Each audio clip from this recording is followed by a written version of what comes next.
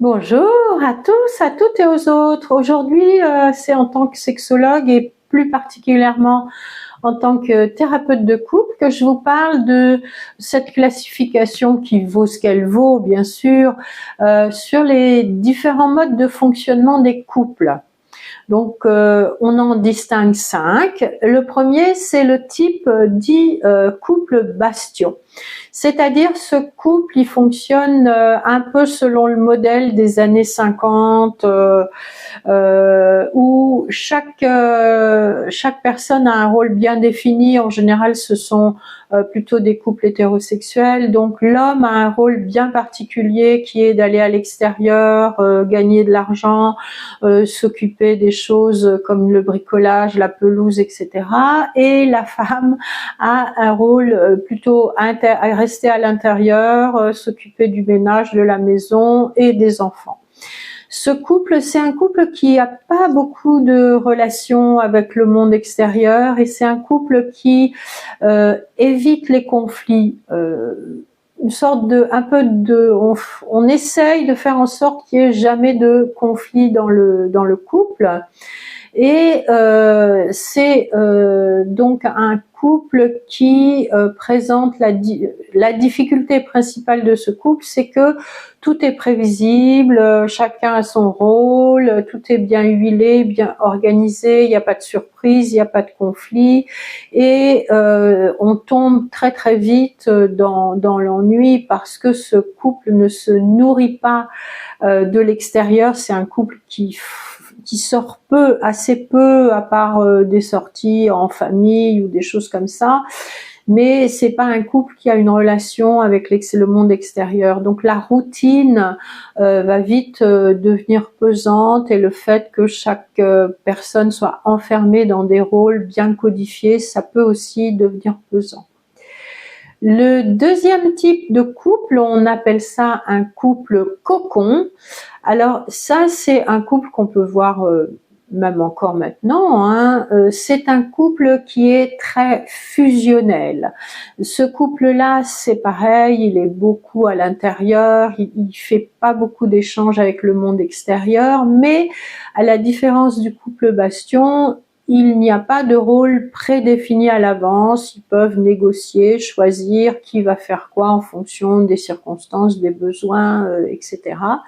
Mais comme c'est un couple fusionnel du type qui s'assemble se ressemble, ils vont vraiment être toujours ensemble, un peu collés ensemble. Ils vont tout faire ensemble et ils vont avoir besoin de l'autre.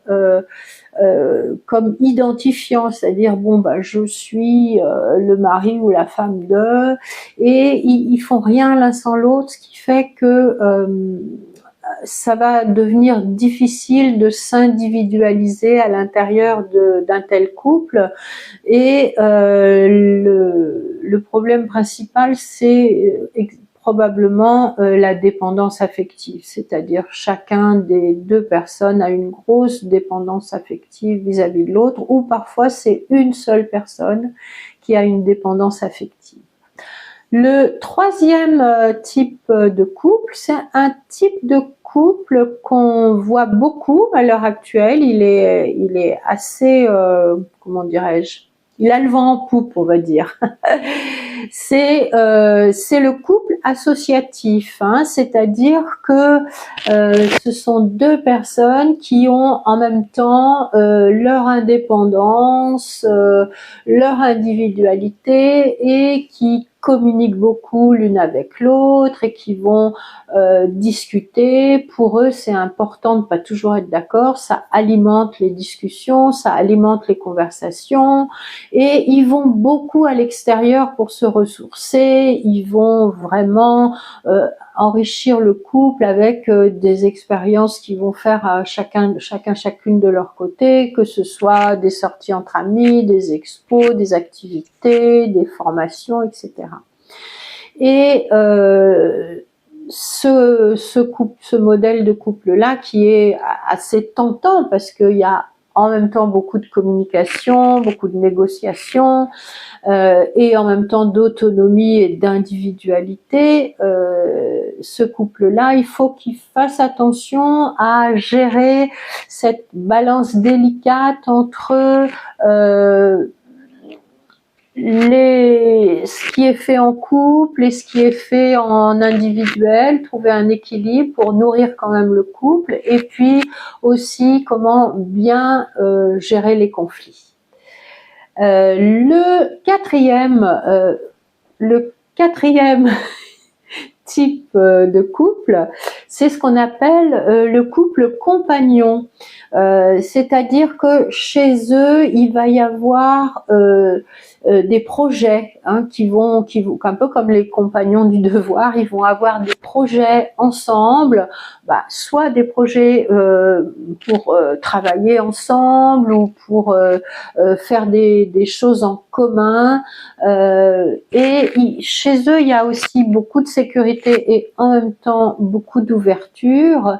Et la difficulté dans ce type de couple par rapport au couple associatif, c'est comment notre projet commun ne menace pas l'équilibre du couple. Est-ce qu'il n'y a pas une personne qui va peut-être, entre guillemets, se sacrifier un petit peu pour voir ce projet aboutir, et comment donner la priorité au projet personnel aussi, enfin en tout cas comment trouver l'équilibre entre les projets personnels et les projets de couple, de façon à ce que chaque personne dans ce couple compagnon, chaque personne retrouve son identité qu'elle peut éventuellement un petit peu perdre en se noyant dans ce projet commun.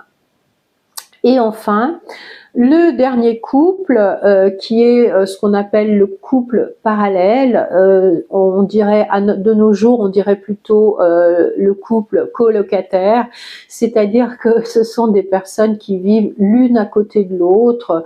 C'est un couple fusionnel, il y a pas de partage ou très peu, pas beaucoup d'échanges, et souvent il y a un peu d'aigreur, d'indifférence, parfois même de mépris.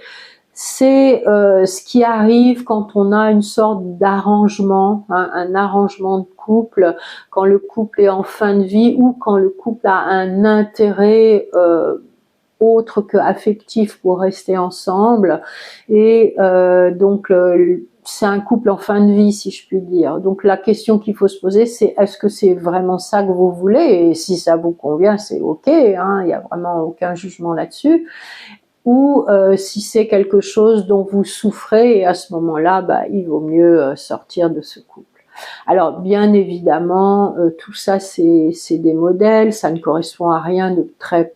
Vous pouvez pas vous dire nous on est comme ci ou on est comme ça. Peut-être qu'il y a des éléments d'une sorte de couple qui vont se retrouver chez vous avec un mélange d'une autre, mais c'est intéressant de voir un petit peu comment fonctionne votre couple et comment vous aimeriez, à partir de tous ces modèles, comment vous aimeriez peut-être qu'il fonctionne mieux, qu'il s'améliore dans le sens au contraire bastion, ou au contraire dans le sens associatif ou compagnonnage.